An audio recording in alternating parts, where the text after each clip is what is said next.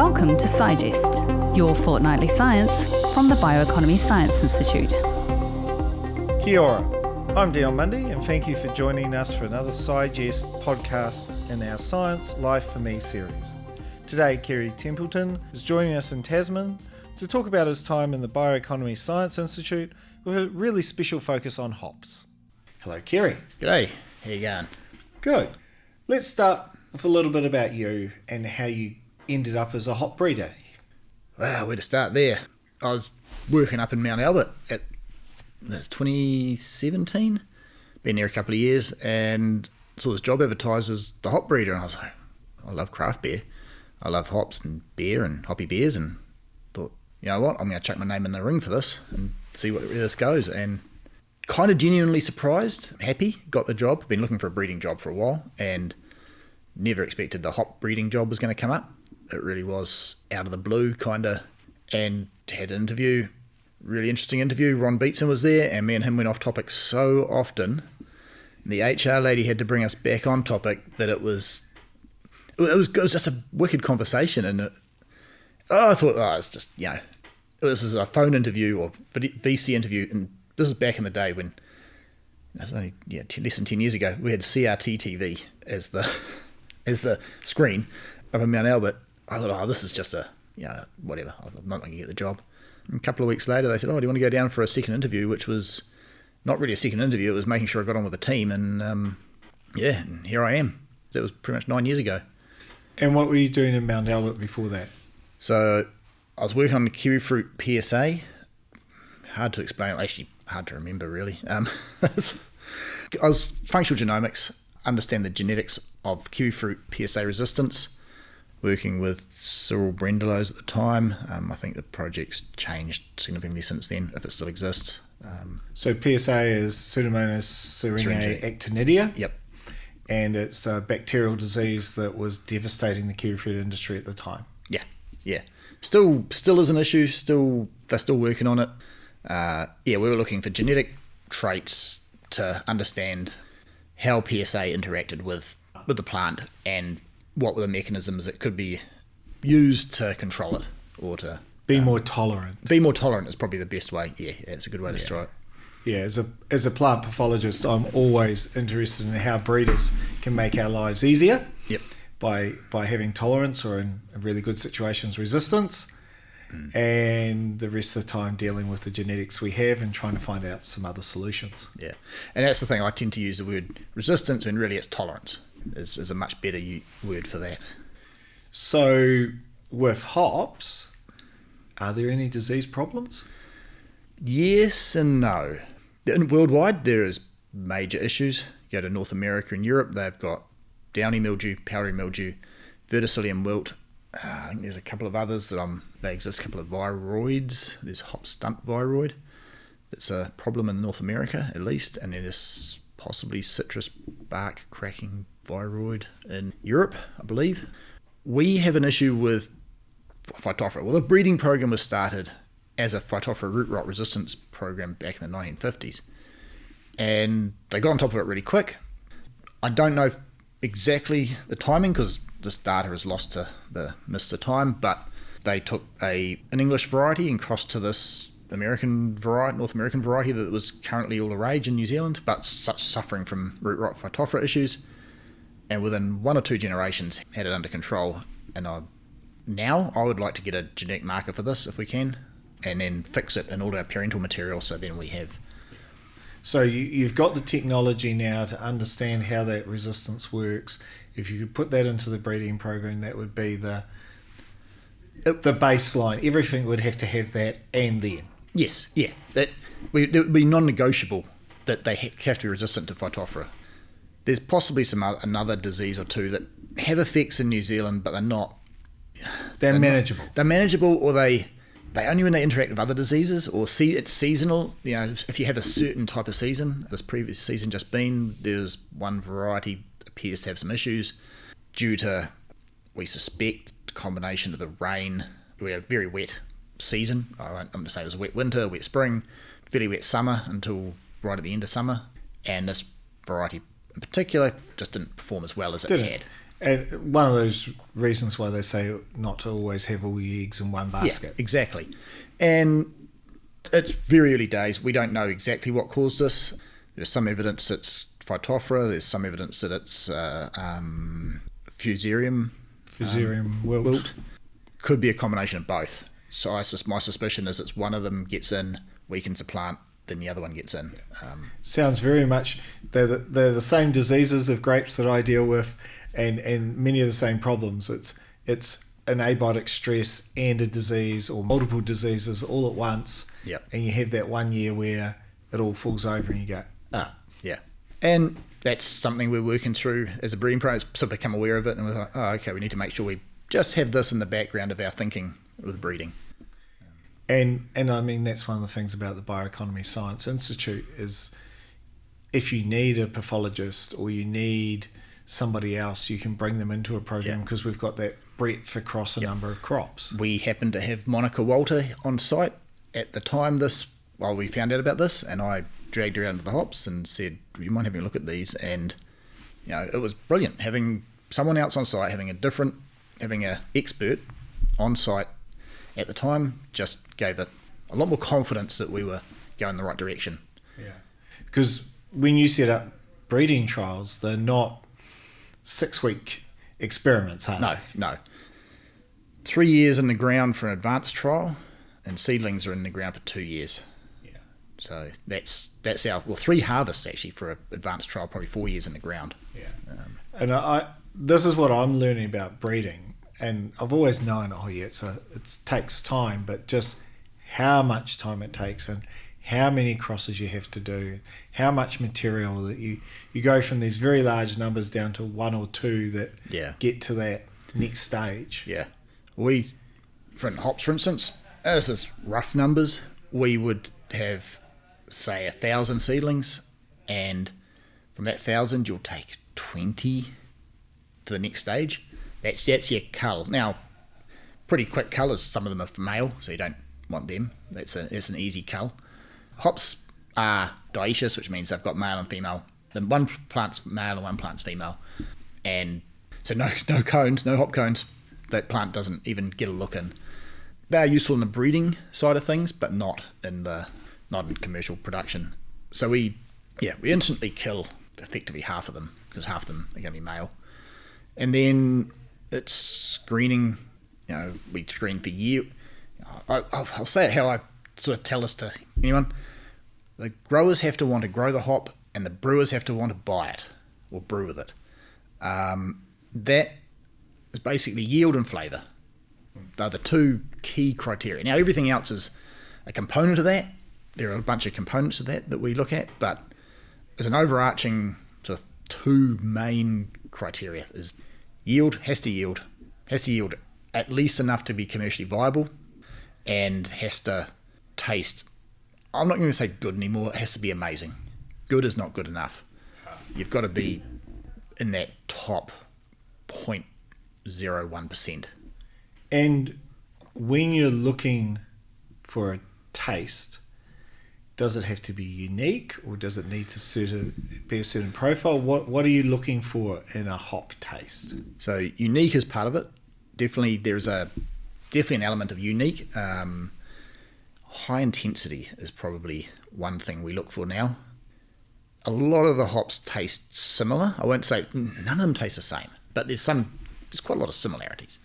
But if you've got one that's very intense, that will instantly draw in the brewer to want to buy that hop more so than the hop. If it's a similar flavour profile but less intense, and that comes to, in my mind, the brewer can get away with using less hops per litre of beer, which is more efficient for them. It makes it more in demand for the growers. You go, the brewer used less of it. Is that a negative for the growers? I think it means we're competing in the worldwide against other people, and we're trying to get our hops in front of people and make our hops the ones they want to use in their brew. If our hops are more efficient, they'll buy our hops. I work on Sauvignon Blanc, and the success we've had in New Zealand is it's distinct, and it opens the doors to then you've got to have everything else. You've got to have the quality and everything. But if it's distinct and no one else can do it, then it opens the door. Yeah. Yeah, and you hear people talk about this distinct New Zealandness about the hops, and I think it's probably because I'm in New Zealand and I don't see the other hops so much. Like, we don't see the US hops. It's something I want to do, is compare them with our hops a little bit. But yeah, you hear this discussion, New Zealand hops have this New Zealandness. And no one has been able to define it to me. Some brewers have described it as kind of diesel-y note, but other brewers don't. And some brewers really don't like the diesel note, and some do, and yeah. Sounds like winemakers. Yeah. I'm breeding hops, and then the growers can grow them in a way that gives us, there's a different flavour profile across your harvest window. There's a different flavour profile if you have less irrigation, more irrigation, your fertiliser regimes. There's so much can affect just that. It won't change, the hop will still taste like that variety, but it'll be different on a spectrum. You bring out the certain notes that they're looking for. Yeah. And some brewers will select one version of it, and some brewers will select a completely different version of it. And they both want, they want their version of the hop, not what. Yeah, it's really interesting. Makes it challenging for the growers, I suspect. But at least if there's demand, then there's demand for some variation. There's some variation in there too. So there's. Not everyone's different, so everyone has a different flavour profile they like, which, variety is great. So, if we go back a bit, why do we add hops to beer? Right. Hops, they use in beer for two reasons, really, maybe three. They provide bitterness in the brew. So all hops were originally used as a bittering agent in the beer. So they add them in the boil, they boil them for 60 minutes, and they impart a bitter flavour. There's a chemical in hops, so as you boil it gets isomerised, and isomerising it, now I might get this wrong, but it's either a 4 times or to the power of 4 increase in bitterness. That's primarily why hops started being used in beer. These days, a lot of hops are used late in the boil process or after the boil process as what you describe as flavour hops or aroma hops, either after the boil, during fermentation, after fermentation, and that brings out, the hoppy IPAs, the modern hoppy IPA or the hazy IPAs. A lot of those are hop-driven flavour. So when it's boiled for 60 minutes, you don't get a lot of flavour or aroma out of it because most of it's boiled off. You get the bitterness, but not much else. Probably adds some flavour, but your aroma's, if it's aromatically available, and you're boiling it, it's gone. I don't know the exact numbers, but I've heard things like 50% of world hops go into the modern styles of beer, but that's only like 10 or 15% of world beer production. The amount of hops going into these modern beers is substantially higher than goes into just bitterness. So if you're just bittering, there's certain amount of volume of hops you need, and that's it. Does it also add microbial stability to the beer? It does. I'm not sure on the mechanisms there, but I understand. Yeah, it's part of the microbial. It inhibits bacterial growth. Because my understanding is before they put hops in beer, it didn't travel and didn't last very long. Yeah, that's though the English IPA. There's a lot of information out there about it, and a lot of speculation. I'd describe it as. I wouldn't say there's this exact reason why it travelled well. The more bitter beer does seem to, they put more hops in the boil, and I think it's the boiled hops that provide the microbial. Yeah. I'm a beekeeper. I make a bit of mead. I add hops to my mead. Yep. Gives it a bit more flavour, and it seems to keep better. So cool. I'm a great user of hops for that. Interestingly, hops late, like the hoppy IPA, hazy IPA, if you get them now, honestly, they don't store that well. Having the hops at that end of the brew process and after fermentation, or during or after fermentation, they are very prone to oxidation, extremely prone to oxidation, and that is just it's a process thing in the brewery. So most breweries are aware of this and they control for it. Yeah, so putting hops in doesn't necessarily mean your beer is going to be More stable. It is before the boil and during the boil process, potentially. Not so much afterwards. I've had a bit of exposure to the beer industry at various times and there is something very distinctive about walking into a brewery and smelling the hops. And in a brewery setting, it's different to walking into the orchard here and smelling the hops. Yeah. Are there other uses for hops other than beer? Well, there's two that I'm aware of commercially. There's people using them as sleep aids. That's for hundreds of years. In fact, probably before they were used as brewing, they were used as sleep aids. So a little sachet in your pillow or something like that? Something like that, a jar of them beside your bed. I'm not sure. I don't think they affect everybody the same. I'm aware that there were some people when we had sensory evaluations happening in the Mount Albert sensory team several years ago. Some people would doze off in the sensory booths. They were smelling hop cones, and some people would doze off, and just the hops were that powerful to them that they would doze off. Doesn't affect everyone the same. It doesn't seem to affect me at all. Probably luckily, you wouldn't be able to do this job if you keep falling asleep. So that's one area that hops are used for. The other one is weight loss through catalogue, which was a BSI invention, I believe. It's a satiety, basic work on the fact that they're bitter and bitter things tend to make you feel full and not want to eat more. Well, yeah, it says, you've eaten something that's not great, stop eating. Yeah, so that's another area that hops have been used for. There's research happening, although I don't know how much, into anti-cancer benefits. Hops have xanthomycin, I think, has been shown as a possible anti-cancer agent. Then there's the fact that hops are a cousin of cannabis. They have a lot of the same chemicals, don't have THC, don't have CBD, but they have all the terpenes are the same. And I've talked with cannabis growers and cannabis, people that medicinally prescribe cannabis, and they're like, oh, you use this cannabis that's high in geraniol for something and high in something else. I'm sitting there going, well, hops are really high in all these things, like very high. Why couldn't you just use hops for the same thing? You don't have the THC issue. I think there's work that could be done there. I don't know what the appetite is for this. Yeah. Right now, 99.9% of hops are used in brewing. Yeah, and I mean, plants produce a wonderful range of chemicals. A lot of them are normally to stop something eating them, seeing they can't run away.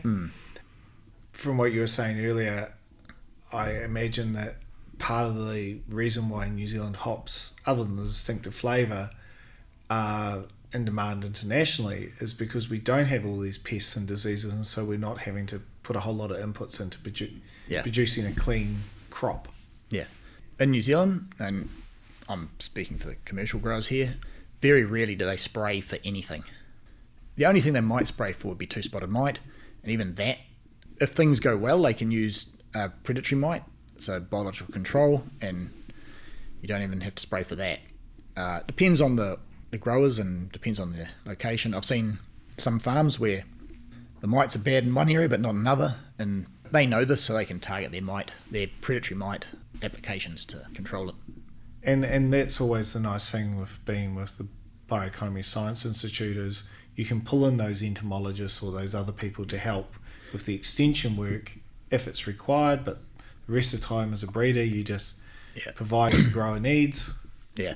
So, I mean, the predatory mite thing came out of the predecessor of the Bioeconomy Science Institute. We had a method to put them on, apply the predatory mites using a leaf blower and a quad bike. Basically, you drive up and down the rows of hops with a leaf blower and a Venturi system adapted to this leaf blower and apply them. Now, I don't think many growers are using that technique these days. We still use it, and it seems to work pretty well for us. It means you can run around pretty quickly and apply the predatory mites. Just blast those mites out there and have the problem dealt with naturally. Yeah, exactly. It wasn't so much people knew about the predatory mites. It was the application process was the problem, I believe, back in the day. Yeah, because if you've got a large hop garden that you're having to get the coverage of, and mites, my understanding is they don't move that quickly by themselves. No. So getting them out there. Yeah. So Tasman is the centre of hop growing in New Zealand, according to my information. I know there's a few other places where they grow. I'd agree with you. I think it's the centre of hop growing. Probably 90% of the country's crop is growing in this region still, maybe 95%. So what other advantages other than being near the crop is there being based in Tasman, the Rewalker site? I mean, obviously being near the crop is the main one. In breeding, you really want to be breeding in the area. If it's a crop that's growing in the natural environment, outdoors, then breeding in the area that the hops are, or the crop is growing is a massive advantage. It'd be very hard to breed for something and not be in the same geographical location. If it's a purely outdoors crop, such as hops. Might be different if you had indoor or even tunnel growing. Growing in tunnels probably changes things. And all of the breeding you're doing, that's for the New Zealand market, or are hop varieties from here going overseas? So all the hops we breed so far are grown in New Zealand. We breed for New Zealand Hops, the cooperative, and they basically pay us to breed hops for them. We have another agreement with Clayton Hops to evaluate some older varieties that we had. It's not strictly a breeding program. It's a evaluation of some older material. All of that at the moment stays within New Zealand. There's no, that I believe, restriction on our clients taking the hops offshore, but that's not the focus of your breeding program. No. So we haven't bred for offshore, and to be honest, we'd struggle with the offshore part a little bit because we don't have the diseases in New Zealand that a lot of the offshore countries have. Our hops might struggle in those countries. We'd probably be okay in Australia with a very similar disease and problem. Their profile's the same as New Zealand. Outside of Australia, I think our hops you'd be risky. Yeah, and like grapes, you might have to match it to, say, Tasmania or somewhere within Australia that had a very similar climate. Yeah. In Australia, they grow hops. I believe Tasmania is the main area, and also in Victoria.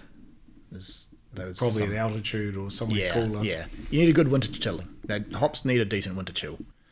That would be one of the actual things I think in this area is almost a little bit lacking these days.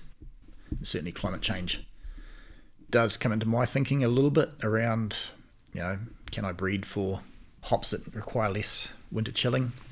So that every year they get cold enough that they shoot away, they produce enough yield and behave like they're supposed to. Yeah, so hops go dormant in winter, and by dormant I mean literally everything above the ground dies, and you just end up, the roots survive in the ground and they come away again every spring. And you need enough winter chill, you need the soil temperature to drop low enough and for long enough that it sets them up. And some hops don't seem to have a problem, and there are some hops that are a bit slow out of the ground. I've noticed, so we've got hops growing at the Clyde site. There's a couple of commercial varieties that actually grow quite well down there and come out of the ground a lot earlier than they do on this site, which I think is probably advantageous for that hop. You get a different result because it's got that longer growing season. Yeah. Longer growing season. So up here it maybe comes out of the ground in November and then we harvest it in March. Down there it comes out of the ground in early October, maybe even late September, and then you harvest it in March. Harvest date hasn't changed, but the amount of growing season, it's got a month and a half extra growing.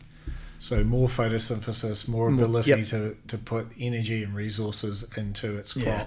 And they're also putting the energy and resources back into their roots, which helps them come away again the next season. The worst ones are the ones that come out of the ground late and then they're an early harvest, so they go dormant early. So they haven't put anything back into their roots, or they haven't had a chance to put as much back into their roots, and they're trying to do everything in like 4 months. And then you get decline over time then, that that seems to be the case. This is a little bit of speculation on my part, I will say. I've noticed this. There's been no real research that I've seen to show whether this is actually the case, but But you just keeping an eye on it. It's one of those other considerations where, because you're aware of the crop, what its needs are, what it's doing, you're bringing all that knowledge together and just keeping an eye on that in the background, noting. So we've got some hops growing up in Kerry as well, which is far north of New Zealand. And there's a couple of varieties that actually do okay up there. Most of them don't do well. And that has got me thinking, can I breed hops that don't necessarily require that winter chill? Because obviously some don't. The ones that do okay up in Kerry, they seem to grow happily. And they do everything the same. They go dormant. They come out of the ground, but they just. So, looking forward, you might want to include those to breed resilience into your hops for that season that isn't quite right, where you have a warm winter or something like that. Yeah, I mean, even since I've been here 9 years, and I think the winters are not as hard as they were when I first got here, which 9 years isn't a big sample size, but the amount of frost we got last winter was pretty minimal. We sort of got it all over about 2 weeks and that was it. We probably need 6 or 7 weeks of reasonable cold. I actually think this is one of the reasons hops are growing quite well up in Tapawera, because it's significantly colder. Tapawera is only 30 k's, 40 kilometres up the valley from here, but it's just inland far enough. You talk to growers there and they're like, oh yeah, we got -8, -9 frosts. We get -1, -2 frosts here. It's a different cold. Different cold. Yeah. And the soil will stay colder longer. Yeah. What about for yourself? Living in Tasman gives you an opportunity to do some things you wouldn't be able to do at Mount Albert? I've enjoyed moving here personally as a keen outdoors person. I enjoy mountain biking, and I'd almost given up on it living in Auckland, and moving down here, it is one of the best places in the country, and I've got back into mountain biking in a big way. I go hiking, go fishing. I love this region. It's sort of got everything close by. It's not too big. There's things I miss about Auckland for sure, and this is coming from someone who didn't grow up in Auckland. I grew up in a sheep and beef farm in the central North Island, but having in Auckland, the ethnic food, for a better term, you could go out and have diversity of food was amazing. Down here it's a little bit limited, but the lifestyle, everything else about the lifestyle here is brilliant. Wish the ferries were a little bit more reliable, but that's I don't think you're the only person there. Yeah. So where to next with the hop breeding? What's that next goal or that next direction? I mean, we got the commercial client. The commercial pool is always going to be for flavour and aroma. I think that's, certainly at the moment. If the brewing industry changes, we all have to change with it. So I've thought about the winter chill requirements, the climate change resilience. That's all stuff that will happen in our parental breeding, and we have a parental breeding component to the breeding program, and we can breed for that and there, and then use that to bring out into the commercial side of the program. That there's a disease resistance for phytophthora resistance or tolerance resistance.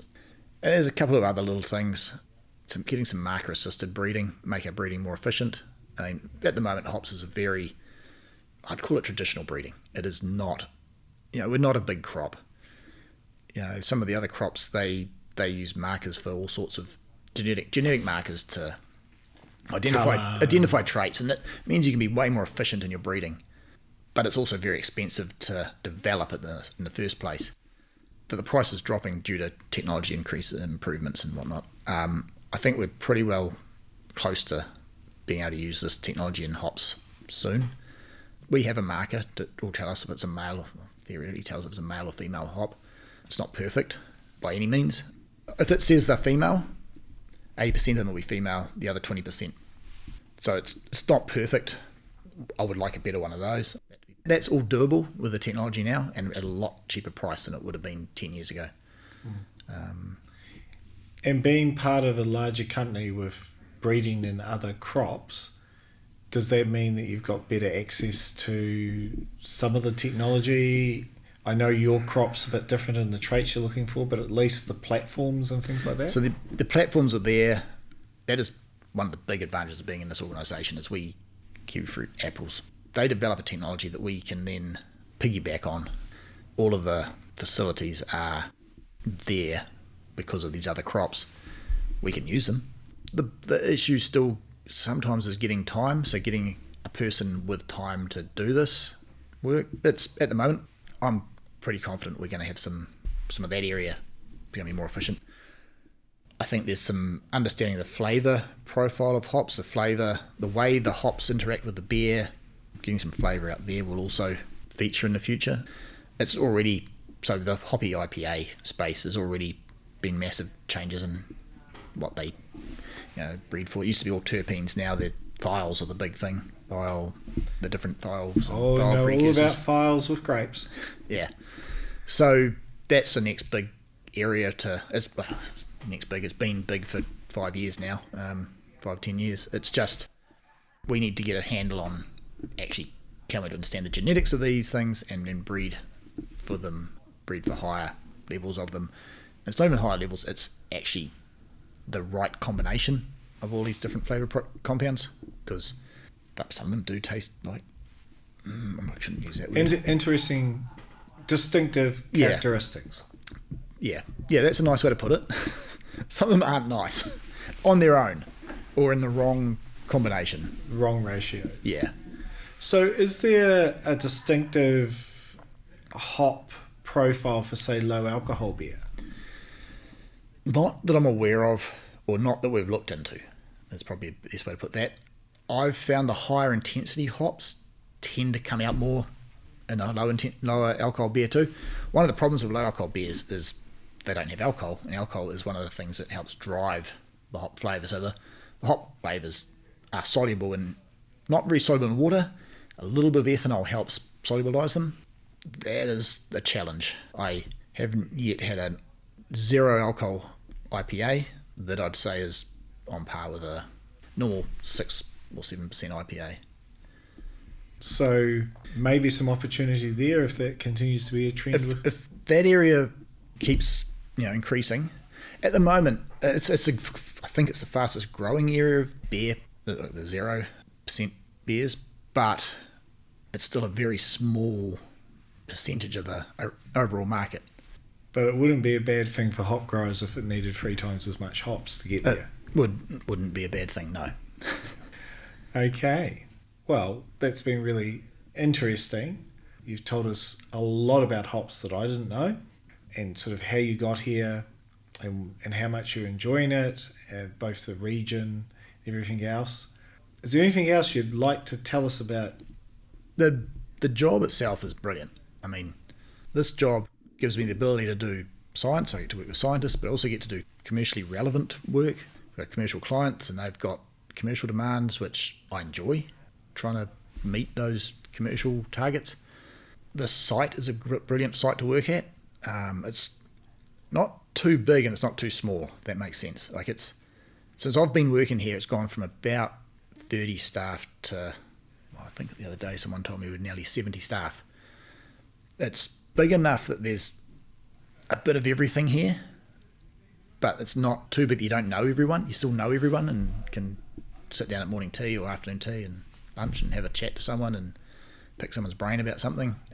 That's one of the, for me, working on this site. And it is a breeding, to some extent, I'd describe it as a breeding site. We've got multiple breeding programs here, so with the berries and pears and kiwi fruit, it just gives us the ability for the breeders to sit around, talk and throw ideas around. Yeah, it's great having colleagues, and there's a difference between being able to walk down the corridor or sit in the tea room with someone than doing it over a Zoom or a Teams meeting. Yeah, you think of an idea and you go, I'll just go and ask them.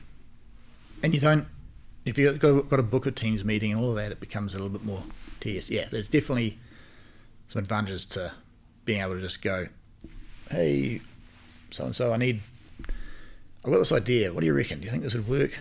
Or have you guys tried anything like this in your crop? Yeah. No. Yes or no. Yeah. We did for a while have a meeting with all the breeders monthly or bi-monthly, which we should start up again actually. Now that harvest is over and life's just a little bit less hectic. Harvest is pretty hectic in hops. That is true. Well, it's hectic for all crops. I shouldn't say it. But hops tend to be a bit stickier. Yeah, harvest is a sprint, whereas some of the other crops are like a marathon. They're a different beast. Yeah. Well, thank you very much, Kerry, and thank you out there, our listeners. Please check out our Sigest pages for extra links on the topics covered and see our full catalogue of podcasts. Please subscribe or follow our channel on your favourite podcast provider and help us grow the channel by giving us feedback and telling us a little bit more about what you like and what you'd like to see more of. See you later. Look forward to catching up with you again very soon. Thank you.